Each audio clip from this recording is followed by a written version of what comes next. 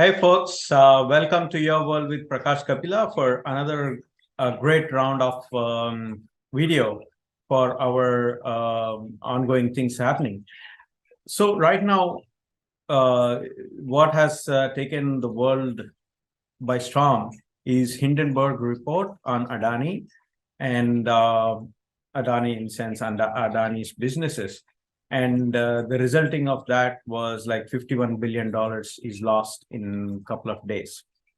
And most of the people are thinking that it is just started. It has not, it's not gone even halfway through. So what is the report talking about? How the report is being viewed among the financial circles, people who know about finance and what they are saying about the law and order in India and how the politics are being played out is a very interesting take. And it's a very big document, 100 pages long. And it illustrates a lot of things that have happened right from 2000 till 2022. And that is the crux of the show today. So what are the basic allegations on Adani? First, money laundering. Second, tax evasion. Third, bribery. And siphoning of the fourth one is siphoning of the money from the shareholders to private entities. So in this whole gamut of things, so let us try to see who the players are. The players from the Adani side are Gautam Adani, Rajesh Adani, Vinod Adani, Samir Vora, and host of companies that they have created under the umbrella of Adani. And few of them are not under the umbrella of Adani, but still legally are not part of the Adani group, exist independently, but are still hold in roundabout way. Gautam Adani holds controlling rights over them. So coming to each one of them, okay, so let us talk about what money laundering has happened or is alleged to be happened. So what the Hindenburg and the other one is, this is all based on Hindenburg report. I don't have any data with me. All the data that I have used is the data that Hindenburg has given. So it is based totally on Hindenburg and why on the points that he has said and why he has said all those points. So the first comes is the money laundering aspect. So what is money laundering? There are many aspects of money laundering. The first aspect of that is to layer the money. That means the unaccounted money, untaxed money, drug money, terrorist money, and smuggling. All these fall under the black money zone. So that money has been pushed into one of the private companies that Adani's family member or Adani has owned indirectly. And through that particular company, it has flown into Adani Infra or Adani Enterprise or Adani Power, and then it has moved around. So to give you a brief, when a company is getting the money or company is supposed to take the money, then the company should do a few things. It has to jot down to its fullest extent and truthfully that, okay, where is this money coming from? What is the source? Did he sell the land? What is the salary or some stocks or something? Some operations should be there for which the money has to be acquired and put into the company. If you don't come out with the sources of where the money is coming from, who is generating that money, how is the money generated, then if you don't have that information, then it falls under the purview of money laundering. Period. So, for example, I go and buy some stock, right? Then the person who is giving me those stocks should say, hey, where are you getting this money from? Is it your salary? Is it your stocks that you have sold somewhere? Is this your bonus money or something like that, right? So in the same way, every company has to do the due diligence of where the money is coming from and what is the legitimate source of the income of that particular entity. So what the report alleges is all the money that Adani has got from different sources of companies is not accounted for. That is, the source of the funds or the business operations on which the company is existing is all bogus. It's all fake. It's not there. It's not existing. And many of the companies that Adani run, there are a lot of bogus employees and bogus directors in the company. That's what the report is saying. So that's the first aspect of money laundering. That means the money that is coming into Adani is coming from unknown sources. You don't even know whether it's coming from Dawood or Obama or whoever, right? The source of the fund is just a company that is not existing, in operations. So there is a nameplate, there is company namesake, and that's it. That's about it. So that's money laundering. That should fall directly under the scanner of SEBI, DRI, Enforcement Directorate, and somehow it all missed, or even if they have put the cases, it has ran for a long time, and after Modi came to be the prime minister, all of the cases are gone. So there were cases before, but all the cases are now gone against Adani, and few of them are very big. So we'll go into that later. So the second allegation by second serious allegation by the report is that the total stock of the Adani group is held by select few individuals.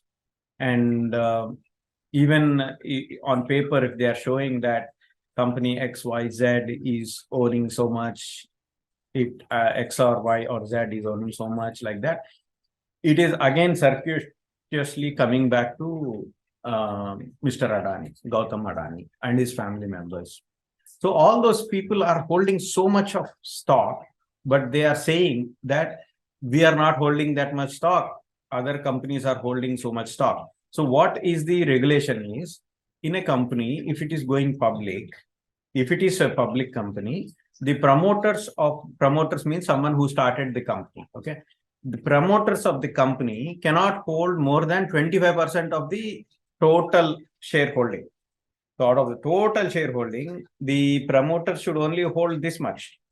So even though Adani companies and conglomerate is holding this much, they are showing on paper, we are only holding this much. So they are having a lot of float, stock float is there, but it is not with the market, it is within themselves.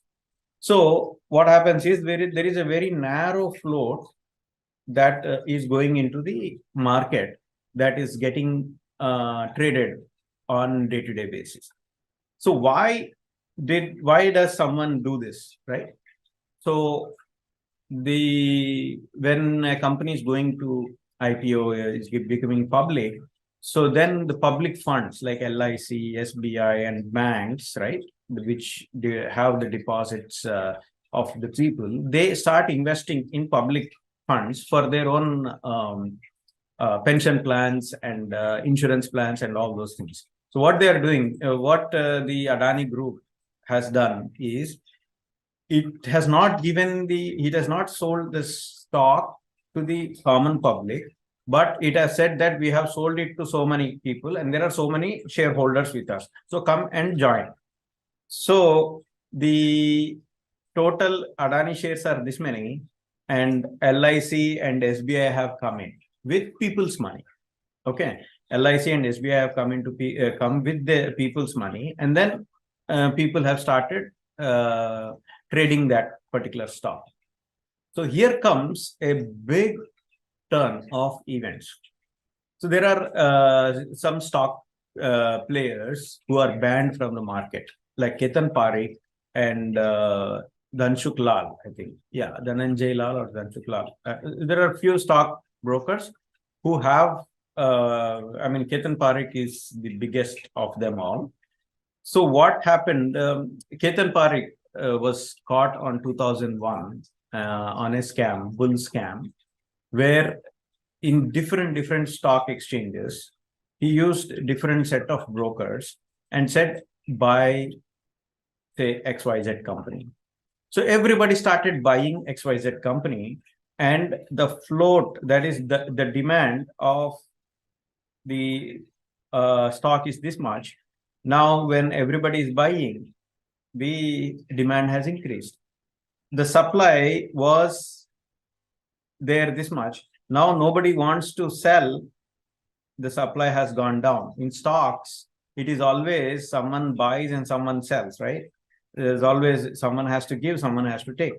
So there is always buy and sell. When there is a pressure on the buy, this sell side is going to naturally come down. That is, if the stock is going up, nobody wants to sell it. Simple put.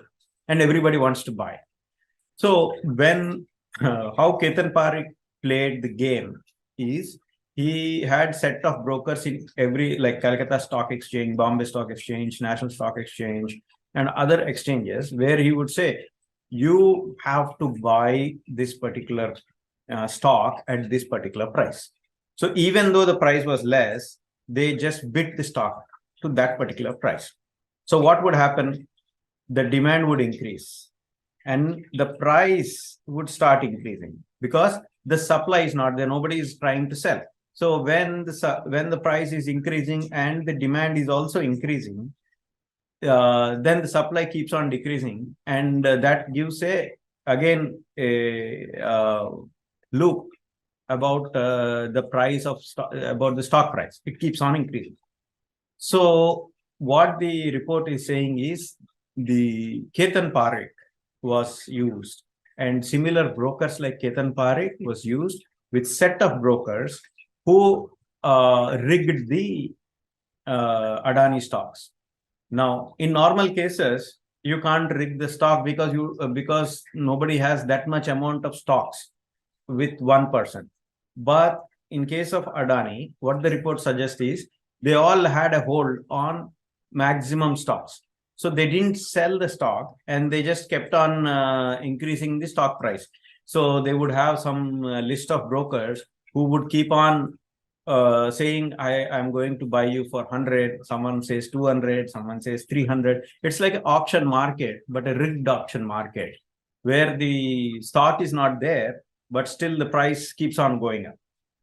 So when the settlement day comes, then only a delta of that particular stock that has to be given is given.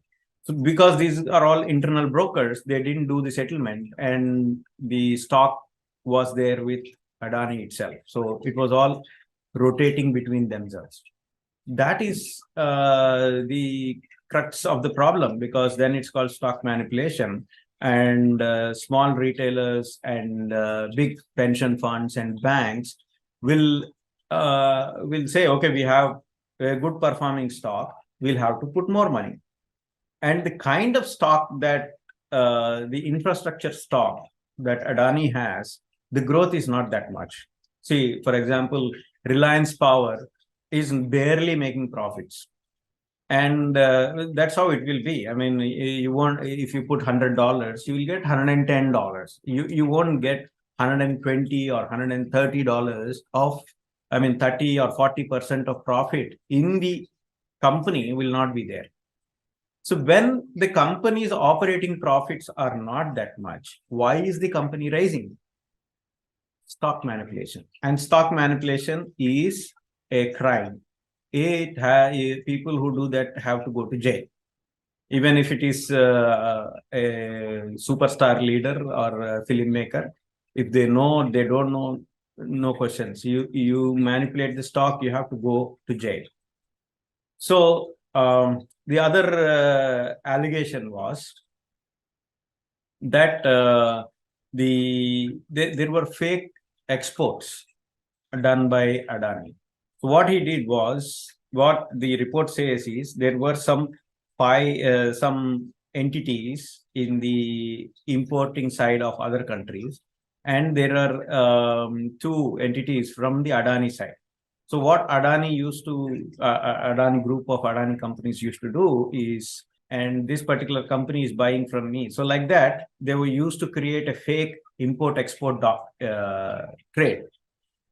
And during 2003, 2004, the government of India, what it did, any government for that matter, what they do is to increase the exports, they give incentives to the exporters. So Adani used to do the fake exports, and tell to the government that I have done so much of export, I have done so much of exports. And then government gave the money.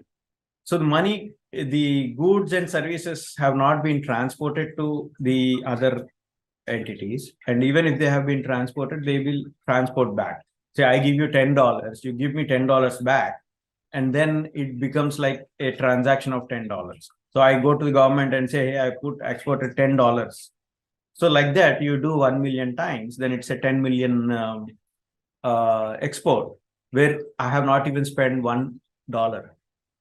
So like that it happens. So I give you $10, you give me $10 back. We do like this for some million times. There are 1 million transactions. 1 million transactions into $10 is $10 million. So I go to the government and say, I have put $10 million transaction, give me credit. Give me the money. Credit means money. Give me some money. So they say, okay, 25% of whatever exports you have done 1 million, that's great. So I'll give you 25%. Then you have $250,000 without spending any money, right?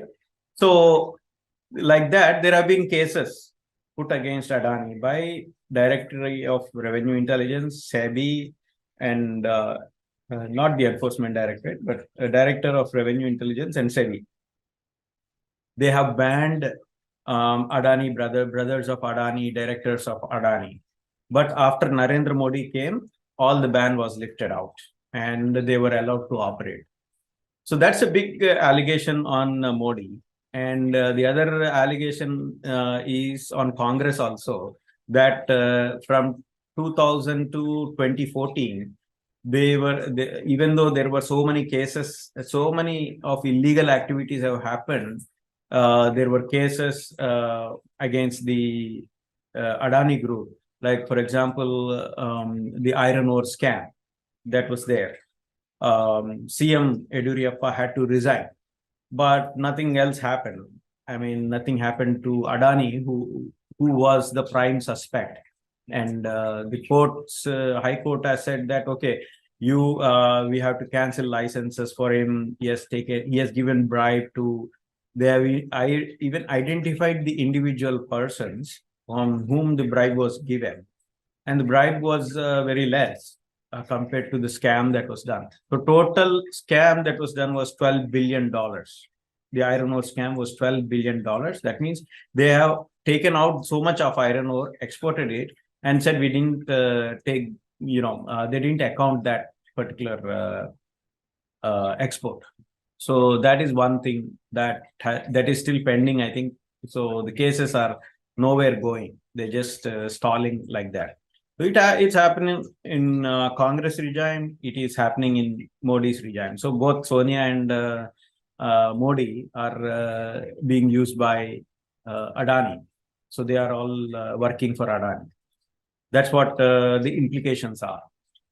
So the next big thing that Hindenburg has said is they have been siphoning off the money to private entities.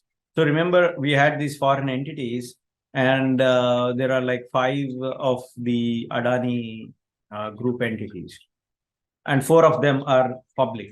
So what the tendency is to make the stock price go up, so that a lot of people start buying it. So in 1 year, it was like 2 times double, right? So the infrastructure companies never go double. However big the infrastructure is, how much ever the growth is, they don't go, because it takes a lot of money to put up that particular project. And over a period of time, say 50 years or 60 years, you will get, 3 times the money that you have put, but not in 1 year or 2 years.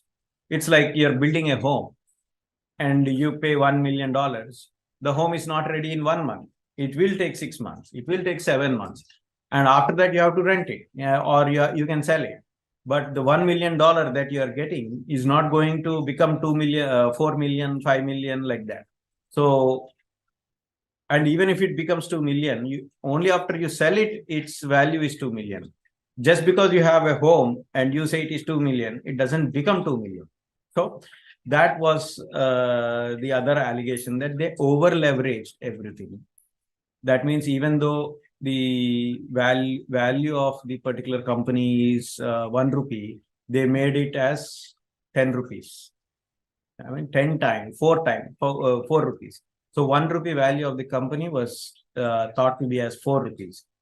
And so the stock price became 8 rupees. That is twice the valuation that they gave. So they overvalued everything. And whatever is the promoter's stocks, they just pledged it to bank and LIC.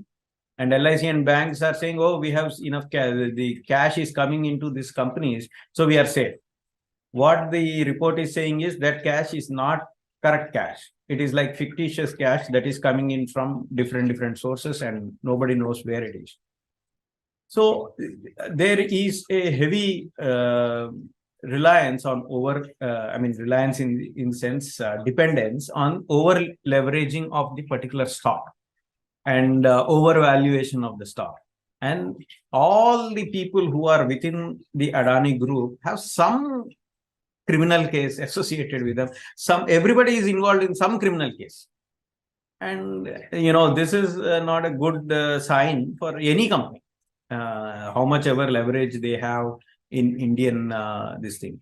And the market cap of cement or the infrastructure or the ports or airports is not that huge that it is going to, even if Adani falls tomorrow, it's not going to affect Indian economy. Okay. Why? Because the impact is very less. The impact is only on the stock brokers and the stock people, but not on the exports. For example, if Adani goes for bankruptcy, some other company can take it and run the show, albeit with very less stock price. But that's it. That's about it. It won't affect India at all. If Adani fails, it won't affect. And if LIC is losing money, it won't affect India. If SBI is losing money, it won't affect India. It is only going to affect the shareholders of that particular companies. And in a way, this is a very good report that is accumulating the 20 years of the surveys of the things in one particular document. I urge everybody to go and read the document and take a look. The other caveat is the guy who has written the report has earned his own money, right? They have sold the stock. First, they sold the stock, and then they came up with this report and then said, hey, you also sell it.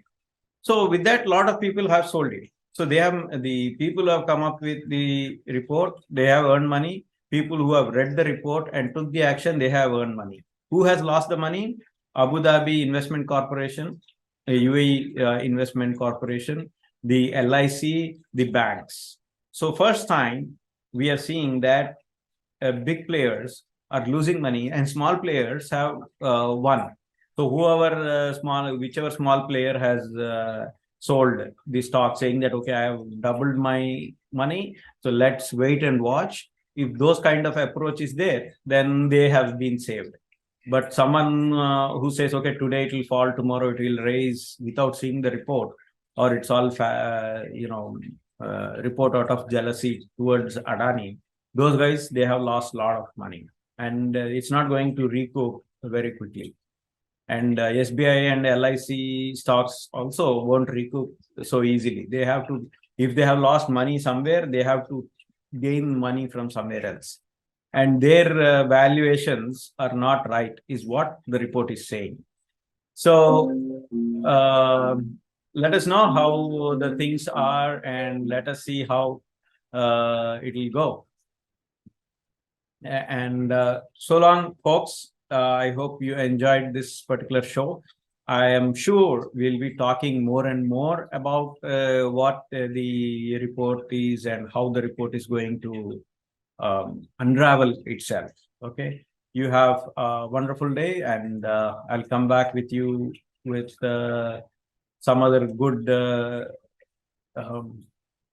article and issue.